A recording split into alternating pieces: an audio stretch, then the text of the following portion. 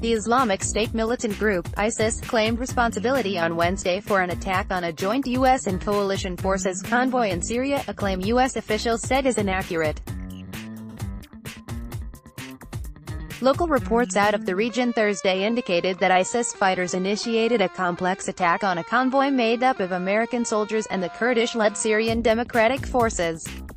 One of the tactical vehicles in the convoy struck an improvised explosive device implanted near a cemetery in the town of Al-Namliya, located in the northern part of Syria's eastern Deir ez-Zor province. ISIS claimed via its official AMAQ news agency to have detonated 18 explosive devices, causing the deaths of 4 American soldiers and the wounding of others. However, these deaths were denied by the U.S.-led coalition tasked with battling ISIS in Iraq and Syria. The Syrian Observatory for Human Rights, a UK-based monitor, supportive of Syria's opposition, reported Thursday that ISIS had targeted a convoy traveling toward Al-Omar oil field in eastern Deir ez-Zor. The jihadis reportedly hit an American Hummer, killing at least 2 people inside, but so far it was not known if they were members of the Syria Democratic Forces or members of foreign nationalities of the International Coalition Forces. Deir ez-Zor 24, an independent local news platform made up of activists who oppose Syrian President Bashar al-Assad, reported that 2 U.S. soldiers had been killed soon after the IED strike. U.S.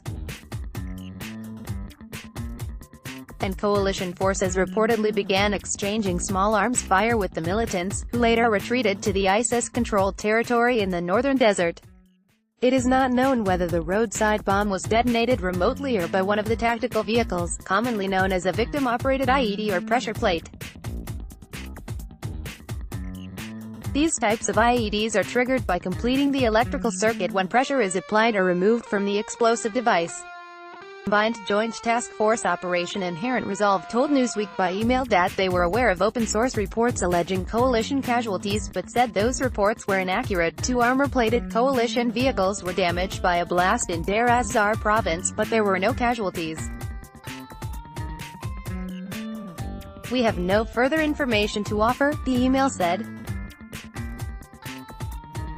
Hassan Hassan, a co-author of a book on ISIS, and a senior fellow with the Tahrir Institute, which studies Middle East policy, reported on Twitter that Syrian Democratic Forces also denied reports that American soldiers were killed in an IED attack in Deir ez-Zor. Deir ez-Zor is the largest city in eastern Syria with a population of more than 211,000 people and has been at the epicenter of clashes between ISIS militants and Syrian Democratic Forces.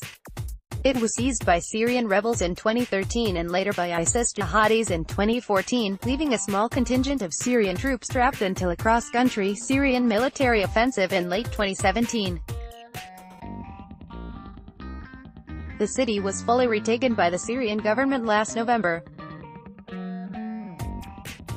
In May, Combined Joint Task Force Operation Inherent Resolve and Syrian Democratic Forces kicked off the start of Operation Roundup, a major clearing operation in the Middle Euphrates River Valley aimed at defeating the last remaining remnants of senior ISIS leadership and fighters.